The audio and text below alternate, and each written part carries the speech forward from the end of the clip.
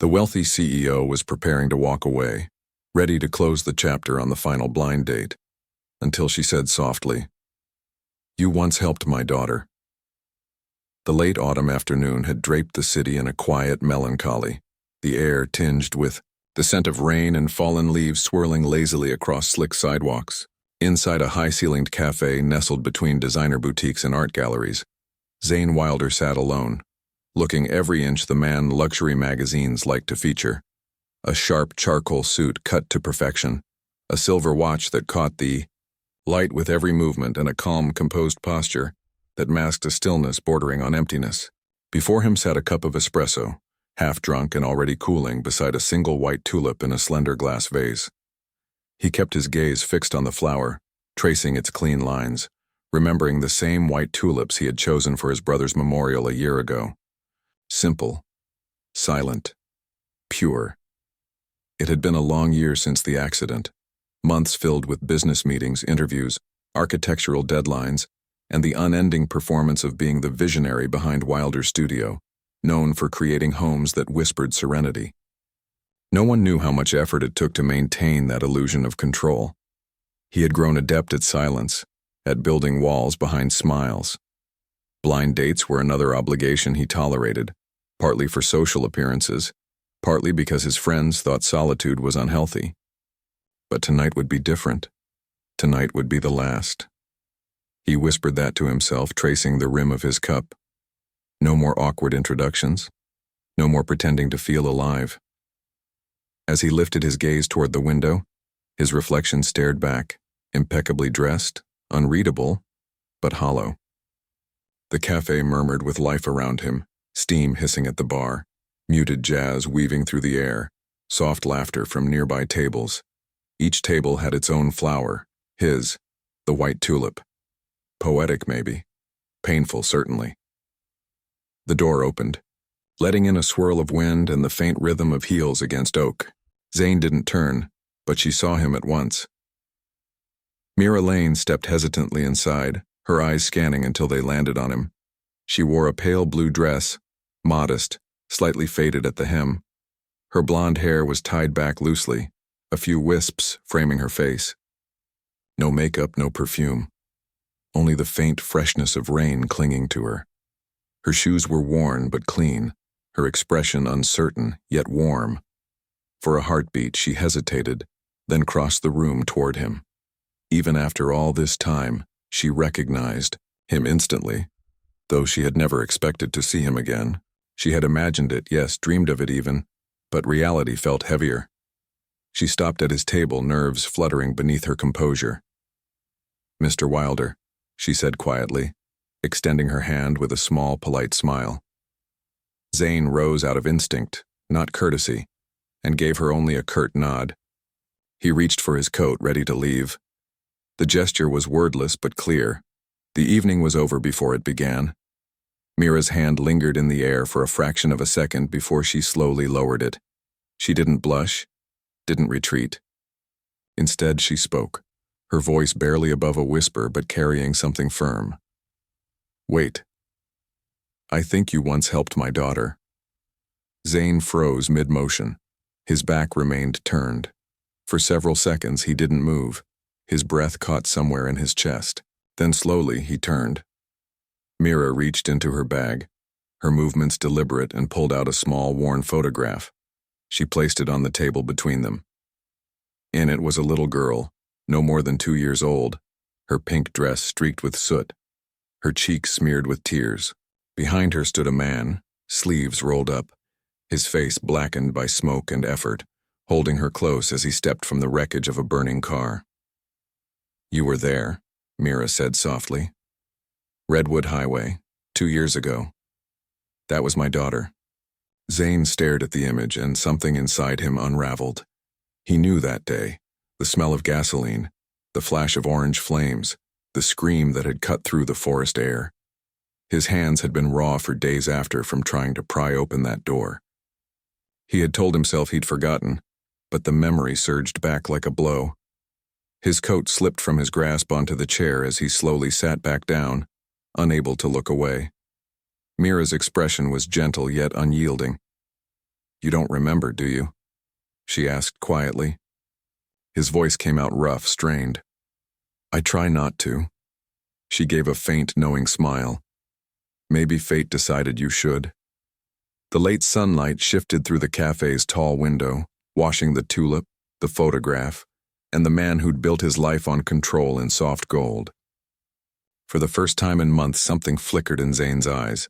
Recognition, pain, and the fragile spark of feeling. Mira slid the photograph back into her bag and folded her hands. I remember everything about that day, she began, her tone calm but edged with memory. It was raining. Not much, just enough to make the road slippery. I was driving home from my sister's house.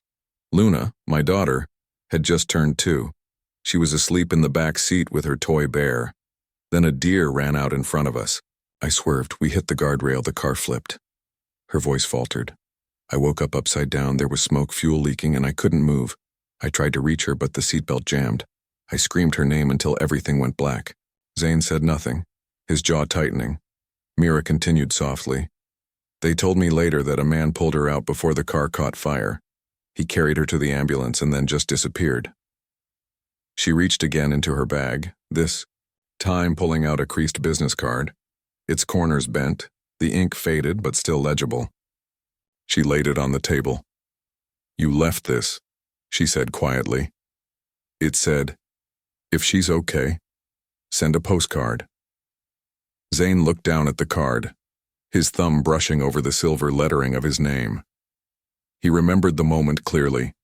The trembling hand, the nurse's confused face, his voice hoarse from smoke as he handed it over and walked away. Mira's eyes softened. I kept it, she said. I never sent a postcard. I didn't know what to write. How do you thank someone for something like that? But when I saw your face in a magazine last year, a piece about your studio, I knew. I showed it to Luna and she said, that's the man who saved the girl. Zane felt his breath catch. Mira gave a small, nervous laugh. You looked so calm in that photo, like someone who never stepped into a burning car. For a long moment, neither spoke. The quiet stretched between them, fragile but alive. Then Mira leaned forward slightly. I never got to say thank you, she said, her voice trembling just enough to betray emotion.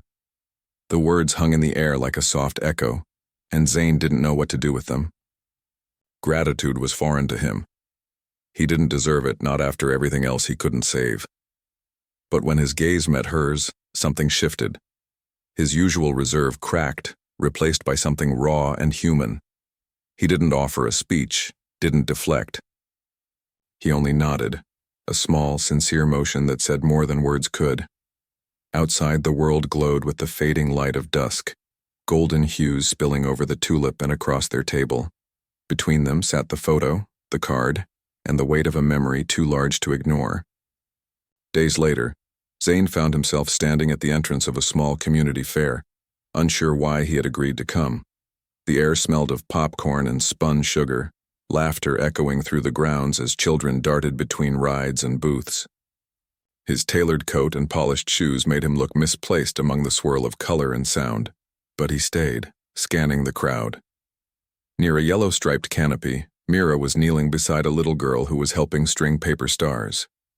When Mira looked up and spotted him, her face broke into a warm, effortless smile. She waved, and for the first time Zane felt something close to ease. He approached slowly. Hi, she greeted simply. Hi, he replied, his voice lower than he intended. Luna, Mira said, turning to the child. This is Mr. Zane. Do you remember the story I told you about the man who helped you? The little girl turned, studying him curiously. Her pink tulle dress fluttered in the breeze, and her cheeks glimmered with a unicorn sticker. For a moment, Zane couldn't breathe.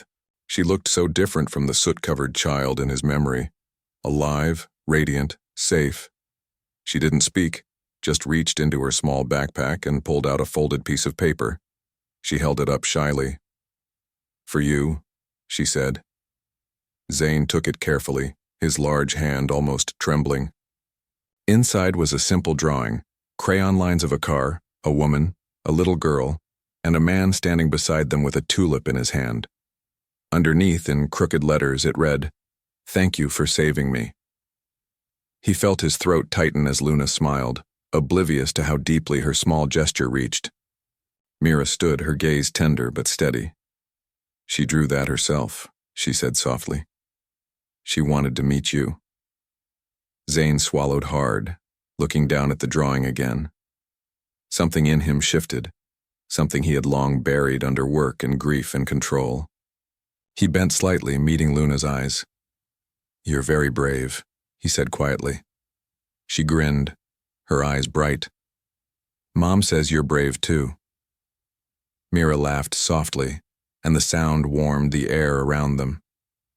For a few moments, Zane allowed himself to stand there among laughter and color and life, feeling for the first time in years that he belonged somewhere other than his own solitude. He didn't know what would come next, but as the sunlight caught the edge of Luna's drawing and the breeze lifted the scent of tulips from a nearby stall, he thought maybe this was enough. Later, as he walked home, the fair's music fading, behind him Zane slipped his hand into his pocket and felt the folded drawing there. "Sure. Here's your paraphrased version of the full story in our script, rewritten in paragraph form, no key points or bulleting, with smooth narrative-style prose. It stays close to the original meaning but uses fresh phrasing, richer flow, and natural transitions. It's within about 21,000 characters, as you asked." Zane hadn't expected to be there that afternoon, standing in the park surrounded by laughter and sunlight, yet there he was. Mira's daughter, Luna, had run up to him, her small hands clutching a folded piece of construction paper. She held it up proudly, her eyes bright with excitement. "For you," she announced. Zane took it carefully and unfolded it, his breath catching when he saw what she had drawn. The crayon lines danced wildly across the page. A stick figure of a man in a blue cape standing tall in front of a car drawn in orange and red flames. The man's arms were outstretched, cradling a tiny figure in a pink dress. Luna pointed eagerly at it, her smile wide. "That's you," she said. Zane stared, words caught in his throat. "It's really good," he managed to whisper, and Luna beamed, satisfied, before skipping away to chase bubbles floating across the open lawn. Mira stood beside him, her voice gentle. "She draws you all the time," she said quietly. "Always the same. Cape, strong face, saving people." Zane's gaze followed Luna as she danced across the field, her pink dress gleaming in the sunlight. His hand trembled slightly as he looked down at the picture again. Mira studied him for a moment, sensing the heaviness that sat between them. "You didn't have to come," she said softly. "I know," Zane replied after a pause. "I almost didn't." "But you did," Mira murmured, her tone warm. Zane said nothing, only watched as Luna twirled near a balloon cart, her laughter floating on the wind. After a long silence, he finally spoke, his voice low. "Why me? Why find me now?" Mira's eyes softened. "Because my daughter deserves to know that there are still men in this world who run toward danger instead of away from it." Zane blinked, unable to speak. Mira went on. "It wasn't just gratitude, Zane. That night changed everything for us. You didn't know who we were. You could have kept walking, but you didn't. You ran into fire for a child you'd never met." He swallowed hard, his gaze falling back to Luna's drawing. Something fragile stirred within him, a faint echo of the man he had once been, before grief had silenced him, before purpose had faded from his days. For the first time in years, he felt a spark of meaning, a memory of what it felt like to be needed. When Luna came back and tugged at his coat, asking eagerly if he wanted to see the petting zoo, Zane didn't hesitate. He reached out his hand, and she took it without fear. Together, they walked toward the pens where goats and rabbits waited, Mira following a few steps behind, her expression tender. For the first time in what felt like forever, Zane didn't feel like a stranger in his own life. A week later, Mira invited him to visit the community library where she spent most of her days. From the outside, the building looked plain, just another worn structure wedged between old apartments and a faded playground. But the moment Zane stepped inside, something shifted. The air was alive with color and laughter. The walls were covered with finger paintings and paper stars. Bookshelves leaned under the weight of well-loved stories. In one corner, a reading nook had been created from mismatched chairs and a patchwork rug. "This is where you work?" Zane asked, taking it all in. Mira smiled. It's where I breathe, she said simply. She led him into a smaller room labeled STEM Lab, though the title felt ambitious. Inside, half a dozen children were gathered around a table working with construction paper, glue, and old batteries. Mira knelt beside them, helping one boy fold the legs of a paper robot so it could stand upright. Try bending them like this, she said, demonstrating with patient precision. Zane watched from the doorway, strangely moved. Here, Mira seemed transformed. No trace of the guarded woman he'd met weeks earlier. She was all light and energy, her laughter genuine and warm. One girl tugged at her sleeve, holding up a paper creation. Miss Mira, look! Mine has wings. Perfect, Mira said with delight. Now he can fly to space and back. The room was cluttered, the tables scratched, and the lights dim, but Zane had never seen anything so vibrant. It was a place alive with imagination and hope. After the class ended and the children ran out with sticky hands and wide smiles, Mira turned to him. Thanks for coming, she said softly. I know this isn't really your world. Zane glanced around the room once more and replied quietly, It should be. That night, long after he got home, he found himself sketching not for work, not for a client or a magazine, but for this place. For Mira, for the children, for what the room could become. His pencil moved across the paper as if guided by something greater than him. 3 days later, Mira returned to the library after a morning meeting, balancing her tote bag and a thermos of cold coffee. She expected the usual mess, the scattered papers, buzzing lights, and half-broken chairs. But when she opened the door to the STEM lab, she froze. The space was unrecognizable. New soft lighting filled the room with warmth. Sleek child-sized tables curved gracefully across the floor. The shelves were freshly organized, each labeled neatly. On one wall, a mural burst with color, rockets, trees made of gears, and circuits that glowed like constellations. In the center hung a sign that read Imagination Lab. Footsteps approached behind her. I hope that's okay, Zane's voice said quietly. Mira turned, eyes wide and glistening. You did this? He nodded almost shyly. I saw what you were building here, what it meant. I just wanted to help it breathe. She looked around again, overcome. Zane, this is beautiful. It's more than we ever dreamed. He smiled, a small, sincere curve of his lips. I design for people, he said softly. But this time I wanted to design for hope. When the children arrived that afternoon, their gasps filled the room. They ran their hands along the new tables, traced the mural, and claimed corners like they had always belonged there. Mira stood beside Zane, tears streaming silently down her cheeks. Watching them, Zane felt something settle inside him. For the first time in a long while, he had built something that mattered, not for profit, not for recognition, but for the pure act of giving back life to a dream. Weeks later, the library organized a field trip to the local nature reserve. The morning was perfect, sunlight spilling gold across the hills. The children darted between wildflowers, chasing butterflies and flying handmade kites. Their laughter rose with the wind. Mira walked alongside Zane, clipboard in hand, pointing out plants and trails. She told him how much the children had changed since the lab's renovation, how their confidence had bloomed. Zane listened quietly, the soft cadence of her voice blending with the rustle of leaves. For a moment, peace settled over him like sunlight, gentle, unfamiliar, but welcome. Then Mira's voice broke through the calm. Luna, she cried. Zane turned sharply. Far ahead, Luna's pink dress fluttered near the edge of a slope, her small figure chasing after a drifting feather. The hill was steeper than it appeared, and the grass still slick from morning dew. In the blink of an eye, her foot slipped.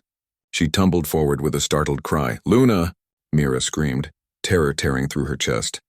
But before the sound had even faded, Zane was already running. His shoes pounded against the earth, every stride faster, harder. Gravity dragged him down the hill, the world a blur of motion. His jacket flared behind him like a cape, just as Luna had drawn. He saw the tree trunk looming ahead, saw the small, fragile body rolling helplessly toward it. And without hesitation, he leapt. His arms caught her mid-fall, twisting his body so that his back struck the ground first. The air whooshed from his lungs in a painful gasp, but his grip never loosened. He held her close, shielding her from the impact. For a long moment, neither of them moved. Then Luna's sobs broke through, trembling and real. She clung to him desperately, her small fists gripping the collar of his shirt. It's okay, little one. Zane whispered, his voice steady despite the tremor in his limbs. I've got you again. Mira reached them moments later, falling to her knees beside them, her heart hammering. Her hands hovered helplessly over her daughter, then paused when she saw how tightly Luna held on to Zane. Zane, she breathed, her voice breaking. He looked up at her, and in that moment, Mira saw something that stopped her breath. Not fear, not relief, but love. Raw, unspoken, fierce love, the kind that asked for nothing in return. She reached out, brushing the hair from Luna's flushed cheeks. She's okay, Mira whispered, her own voice shaking. She's just scared. Zane nodded, still holding the child close. The world around them fell silent. The wind, the laughter, everything paused. And for that fragile heartbeat in time, there was only the three of them. Mira's trembling hand resting on Zane's arm, Luna's face buried in his chest, and the quiet rhythm of his breathing steadying them both. Eventually Luna stirred.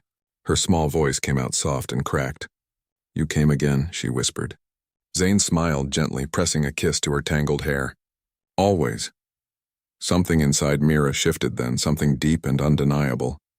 The man who had once run into fire to save her child had now caught her from falling. Twice he had risked himself without thought or hesitation, and in that act a truth unfolded.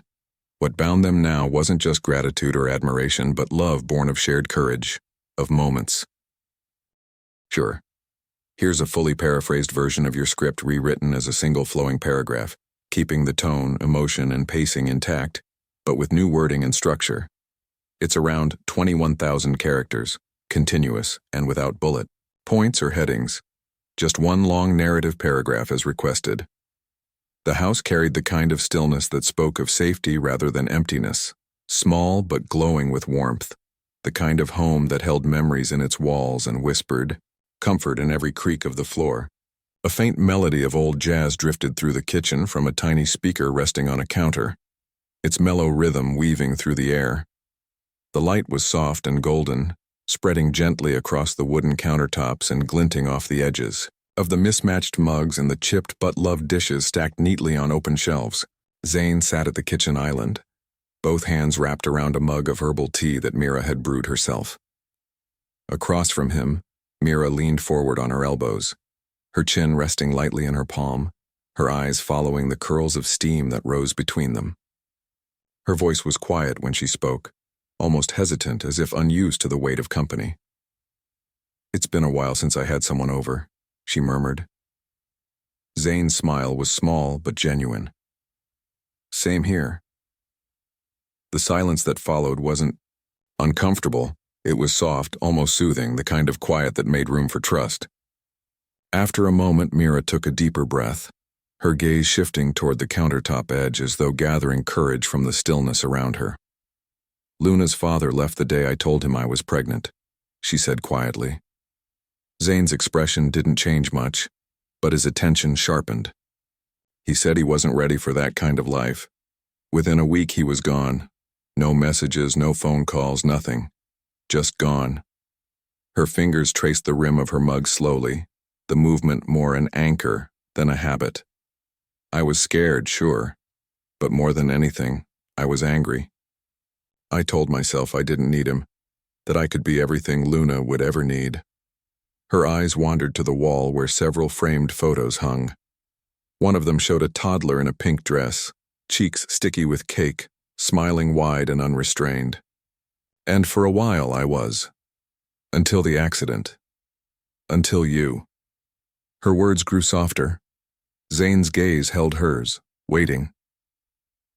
That day, she said, her voice barely above a whisper. When I saw you running toward the fire while everyone else ran away, something inside me cracked open. I didn't know your name, but I remembered your eyes, and I thought maybe not all men leave. Her voice trembled slightly, and Zane looked down into his tea before answering. When he spoke, his tone was quiet, thoughtful. My brother, Leo, he was 27, the best of us, really. He believed in everything, especially in me. His jaw tightened briefly. 2 years ago, I asked him to help me with a design project. He didn't have to, but he came. It was late. A drunk driver crossed into his lane. He never made it home. Mira's breath hitched, her shoulders stiffened, empathy filling her eyes. I blamed myself, Zane said, his voice raw. Still do. After that, I stopped designing for people. I worked for companies, magazines, hotels, projects that didn't feel human. I thought if I stopped caring, I couldn't lose anything again. His gaze lifted, steady but vulnerable. I stopped letting people in. Mira's hand moved across the table until her fingertips brushed against his. You saved Luna, she whispered. But I think you saved something in me too. Zane didn't respond in words. He simply turned his palm, holding her hand, and in that silent connection, something unspoken passed between them, an understanding that didn't need sound. The quiet that followed was full, heavy with emotion but gentle with peace. Two souls, both bruised by loss, finding light in the dim glow of a small kitchen, beginning to heal in ways neither had expected. For days after that evening, Mira heard nothing from Zane, no messages, no calls, not even a small note in response to the crayon-colored thank you Luna had made for him. She tried not to let the silence sting, telling herself he might be busy or simply needed space. But in her heart, she couldn't ignore the ache. She had seen something in him that night, a spark of warmth returning, and she felt it in herself too. The absence of his presence now left a hollow she hadn't realized had formed. One evening, after tucking Luna into bed and lingering by her door longer than usual, Mira decided she couldn't sit in that uncertainty any longer. Pulling on her coat, she stepped into the cool night air, locked the door behind her, and walked toward the Wilder studio downtown. The streets were quiet, painted with the amber of streetlights and the hush of late-hour calm. Through the tall glass windows of the brick building, she saw one light still burning. Inside, Zane sat alone at his drafting table, shoulders hunched, lost in thought. He didn't notice her step inside. His pencil moved slowly over a sheet of paper, sketching a home, a place that felt alive, open, filled with laughter. His expression, though, was distant, shadowed with something heavier than exhaustion. Zane, Mira called softly. He startled, looking up, eyes widening with surprise that quickly melted into something like guilt. Mira, he breathed. She stepped closer, her voice firm but kind. You disappeared. His eyes dropped. I know, he said after a moment. The silence that followed felt fragile, stretched tight between them. Zane set down the pencil, rubbed a hand through his hair, and exhaled. I've been here for hours, trying to design a space that feels like home, he said quietly. But I realized I don't even know what home means anymore. Mira didn't speak. She simply watched him. His voice cracked when he continued. I'm scared, Mira. What if I bring you more pain? What if I can't be enough for you? Or for Luna? What if I fail? He began to pace, his words spilling faster now, as though he had held them back for far too long. I've spent years building walls thinking they'd keep me safe, and then you two came along and suddenly I want to open the door, but what if there's nothing behind it? Mira approached slowly until she stood beside his table, her gaze falling on the sketch he had been working on. The lines weren't perfect, some smudged, some erased, but it radiated warmth and intention. It looked like hope. She placed her hand lightly over the blueprint. Zane, she said softly, you already saved us once. Maybe it's time to let us save you. He froze, her words cutting through the fear that had wrapped around him for so long. When his eyes met hers again, he saw not expectation, not pity, but strength, a mirror of his own pain and the healing that waited beyond it. Slowly, he stepped toward her. There were no more words. He simply wrapped his arms around her, holding her tightly, like a man finally allowing himself to breathe. Mira didn't speak either. She just rested her cheek against his chest and let herself be still. Outside, the city shimmered in the quiet light of night.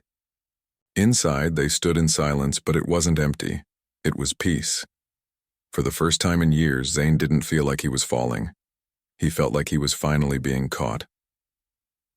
A month later, the air buzzed with celebration, The grand opening of Wilder Studios' newest community project had drawn an eager crowd, families, journalists, local leaders, all gathered under a white ribbon arch that marked the start of something new. For Mira, standing just beyond that arch, the sight felt surreal. Rows of colorful homes stretched along a newly paved path, each one thoughtfully designed with open kitchens, safe corners for children to play, and small gardens that whispered of fresh starts. It was more than architecture. It was hope built in brick and light. Luna stood beside her, clutching her hand, her eyes wide with wonder. She wore her favorite pink dress, slightly crooked at the hem where she had proudly stitched it herself. "This is where moms and kids can be safe, right?" she whispered. Mira nodded, her throat tightening. "That's right, baby." On stage, Zane stood before a microphone, dressed in a slate blue suit that caught the sun. His composure wasn't the calm of confidence, but the tremble of sincerity. "Before we officially open," he said, scanning the faces before him, "I want to recognize two people who changed everything for me." His gaze sought them out. "Mira, Lane, and Luna, could you join me up here?" Mira blinked, stunned, and Luna's eyes lit up with delight.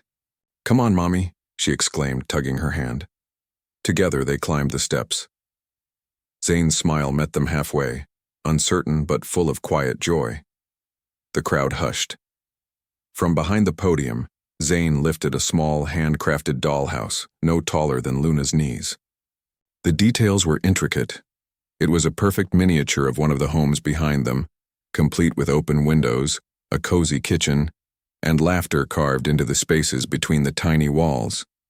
Inside stood three small wooden figures: a woman with yarn hair, a little girl in pink, and a man in a gray jacket. Luna's eyes widened as she gasped. "That's us!" she cried, and the crowd rippled with laughter. Zane didn't take his eyes off Mira. Kneeling, still holding the dollhouse with one hand, he reached into his pocket and pulled out a small velvet pouch. From it he drew not a ring, but a silver key charm, delicate and shining in the light. "It's simple," he said, his voice trembling, "but it's real." His eyes found hers. "Mira, this isn't about saving each other anymore. It's about living, and I want to live. With you and Luna." The charm quivered slightly between his fingers. Mira's eyes filled with tears.